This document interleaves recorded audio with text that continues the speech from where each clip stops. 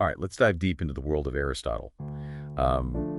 You've given us a ton of material to work with here, encyclopedia entries, in-depth studies of metaphysics, even a specialized essay on hylomorphism. So it's clear that you're ready to get serious about understanding this philosophical giant. So where should we start? What makes Aristotle so relevant? Why are his ideas still important all these centuries later? What's really interesting about Aristotle is he wasn't just a philosopher. He was a true polymath, made significant contributions to logic, biology, physics, you name it, really a wide range of subjects. And unlike his teacher Plato, who often focused on abstract ideas, Aristotle really grounded his thinking in the real world, observations of the real world. He was like a precursor to the scientific method, centuries before it was common practice. So he was really all about combining thought with actually testing things out in the real world. That makes him a lot more relatable to me and to a lot of people. Yeah. Especially for those of us who like to see the practical application of things. But where do we even begin with a thinker as multifaceted as Aristotle? Well, his work on logic is a great place to start, I think. Aristotle is considered the father of formal logic, and he developed a system of reasoning based on syllogisms. And it's still used to this day. You've probably heard the classic example, all men are mortal, Socrates is a man, therefore Socrates is mortal. Yeah, it seems so simple, yet it's this really powerful tool for, creating a sound argument. But Aristotle didn't stop at logic, though, right? Yeah. I mean, he grappled with some really big questions about the nature of reality itself. Absolutely, yeah. He was really interested in what defines a thing. What makes a thing that thing? What makes it distinct? And he explored this through the concept of substance and form. So think of it this way. Imagine a house. The substance is the material, the wood, the brick, the concrete. The form is what makes it a house. The specific arrangement of those materials, the purpose they serve, the idea of house that it embodies. So the form is kind of like the blueprint, the organizing principle, the thing that gives meaning to the raw materials. That's a pretty powerful concept if you think about it. But Aristotle took it even further with his theory of the four causes, right? He did. He argued that, to really understand anything, you need to consider its four causes: material, formal, efficient, and final. Let's use the house analogy again. The material cause is the wood and brick, right? The formal cause is the architect's blueprint. The efficient cause is the builder who actually constructs it. And the final cause is the purpose of the house, right? To provide shelter, comfort, a place to call home. That's so insightful. It makes you realize that even simple things have this rich history and interconnectedness. But how does this apply beyond houses? Could we use the four causes to understand, say, a work of art, or even a social movement? That's where it gets really interesting. You can apply the four causes to almost anything and unlock a deeper understanding. Take a painting, for example. The material cause is the paint and the canvas. The formal cause is the artist's vision, their technique. The efficient cause is the artists themselves. And the final cause could be to evoke emotion, challenge perspectives, or simply to capture beauty. It's like peeling back the layers of an onion, revealing all of these factors that contributed to its existence. And speaking of revealing layers, Aristotle didn't shy away from the vastness of the universe either. He developed a model of the cosmos, didn't he? Yeah. He developed a geocentric model of the cosmos, placing the Earth at the center, with other celestial bodies revolving around it. Of course, we know now that this isn't accurate, thanks to later astronomers like Copernicus and Galileo. But it's important to remember that Aristotle arrived at his conclusions through careful observation and reasoning. He used all of the knowledge that was available to him at the time.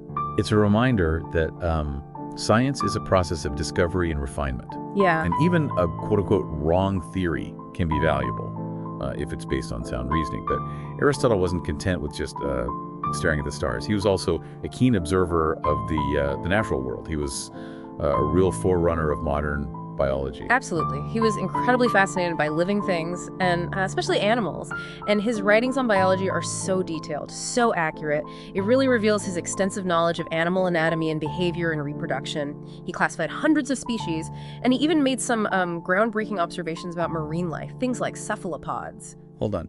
Did you say cephalopods? Mm-hmm. Like octopuses and squid? That's amazing. Yeah. So it seems like he was interested in all forms of life, not just the cute and cuddly ones. But let's not forget about his contributions to our understanding of human nature and society. I mean, famously, He called humans political animals. Yeah, he did. What did he mean by that? Well, he recognized our inherent drive to live in communities and to participate in political life, and he believed that the city-state was the ideal form of political community, one that allowed for active citizenship and the pursuit of the common good.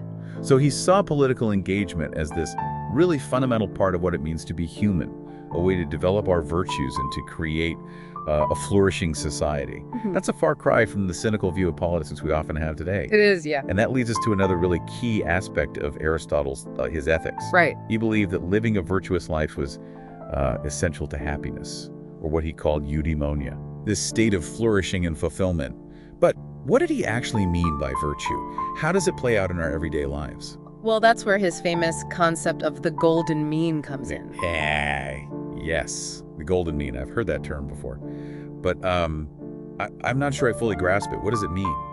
Aristotle believed that virtue lies in finding the right balance, finding a balance between two extremes.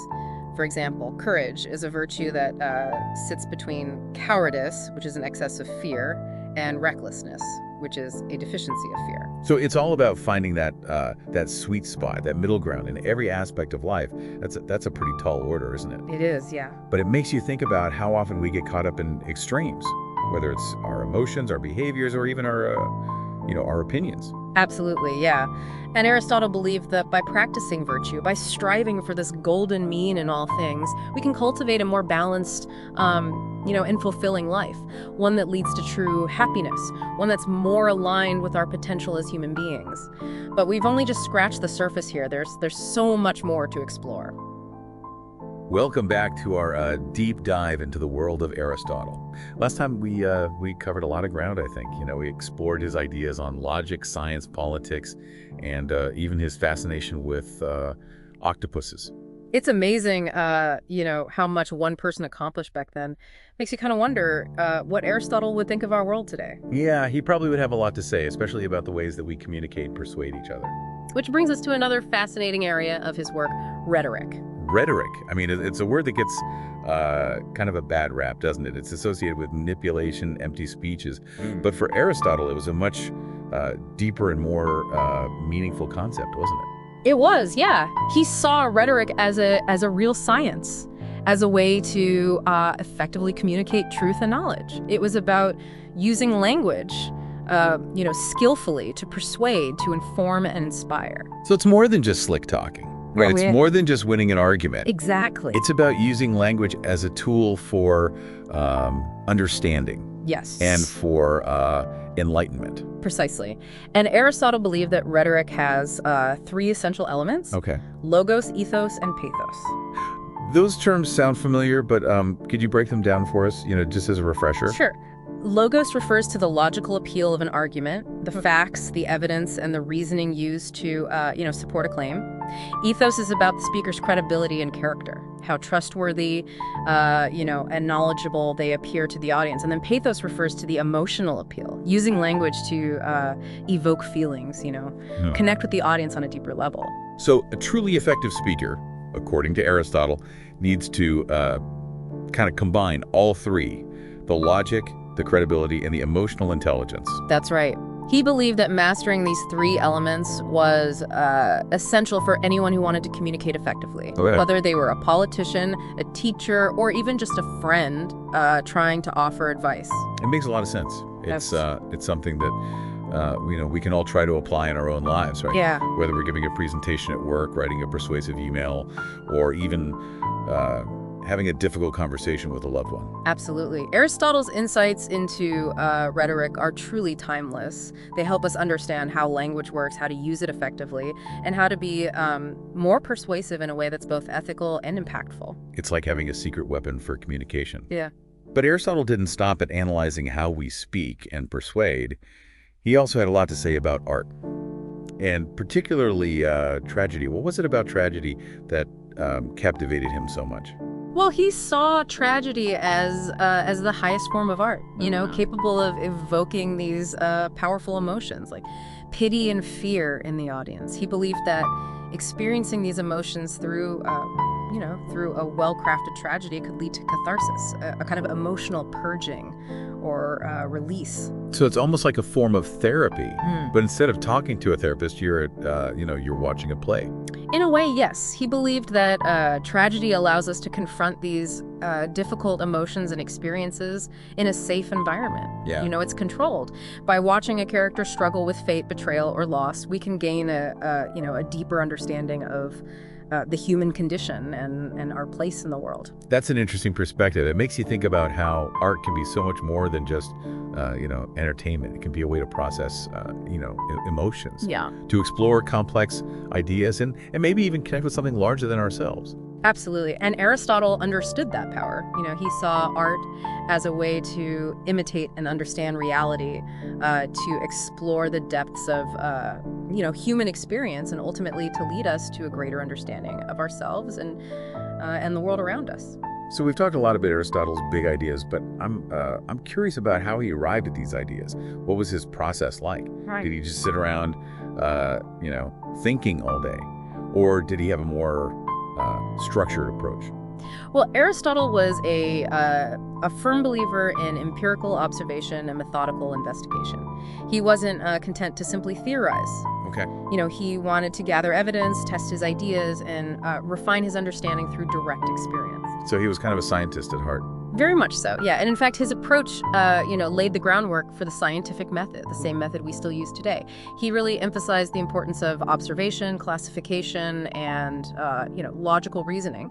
And he applied this approach to everything that he studied, from the natural world to human behavior and even politics. Speaking of the natural world, we mentioned earlier his fascination with cephalopods, which seems like a pretty niche area of study, for someone who tackled these grand philosophical questions. Yeah, it might seem that way, but it actually reflects a key aspect of Aristotle's, approach to knowledge. He believed that to understand the whole, you need to carefully study the parts. Okay. He wasn't afraid to get down in the weeds, so to speak, to examine the details, and to let curiosity guide his investigations. It's a reminder that even small, seemingly insignificant details can hold really valuable insights, and that a true pursuit of knowledge requires both a broad perspective and a willingness to, dive deep into these specific areas of interest.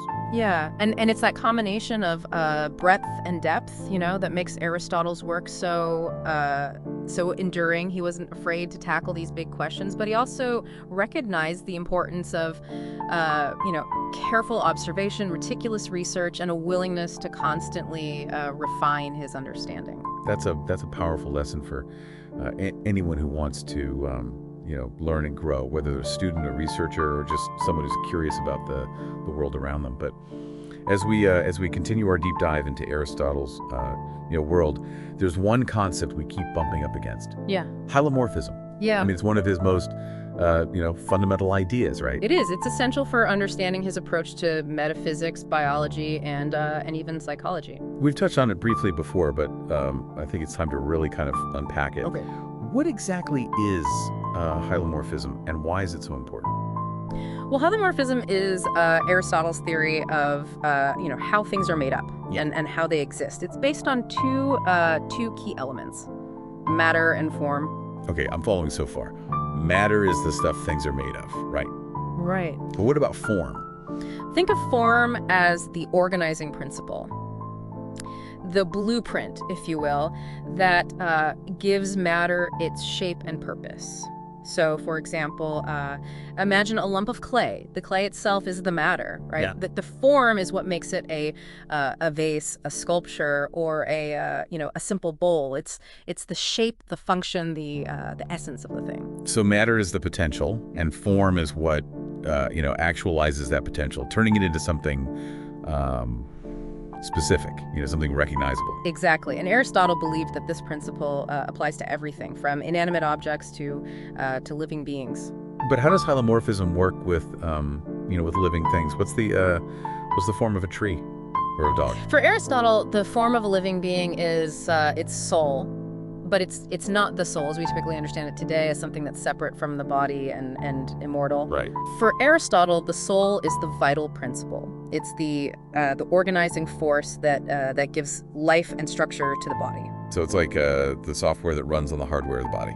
That's a good analogy. Yeah, it's the principle of animation, the force that drives growth, movement, perception, and even thought.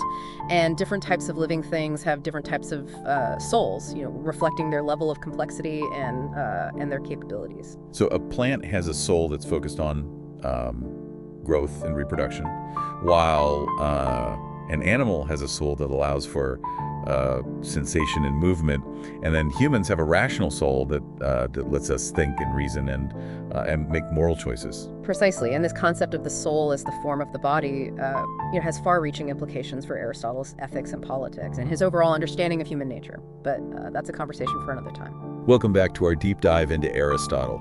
It's really fascinating how, all of his ideas, the matter and form, the soul, and even rhetoric, how are they all connected?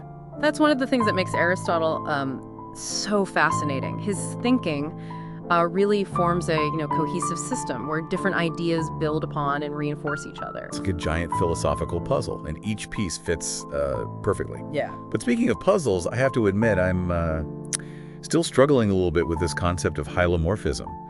How does this concept of matter and form apply to something as complex as a human being? Yeah. Well, Aristotle believed that a human being, like everything else, is composed of matter and form. The matter is our physical body, the flesh and bones, that make up our physical existence. Okay, that makes sense. But what about the form? That's our soul, right? Exactly. For Aristotle, the soul is the form of the body.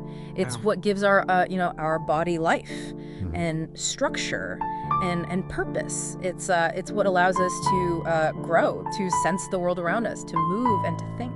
So it's not the soul as we usually understand it today. Right. Something separate, from the body, immortal. Exactly. For Aristotle, the soul is inseparable from the body. It's it's the vital principle, the thing that animates and directs our physical existence. That's a fascinating way to think about it. So the soul isn't some ethereal entity floating around out there. It's connected to our physical body. Yeah. Shaping it, guiding its functions. Precisely. And Aristotle even went further, suggesting that there are different types of souls, each with its own set of capability. Right. Like plants having a soul focused on growth and nutrition. Yeah. And then animals have a soul that allows for sensation and movement. And then humans have this rational soul, right, that enables us to think, reason and even make moral choices. Yes, that's what sets us apart from other living beings. It's what allows us to think abstractly, to reason, to make moral judgments, and to contemplate the meaning of our own existence. So it's like we've got this extra layer of complexity that allows us to engage with the world, in a more profound way. Exactly. And for Aristotle, this rational soul, it's what enables us to pursue virtue, to live a life of excellence, to strive for happiness, or what he called eudaimonia.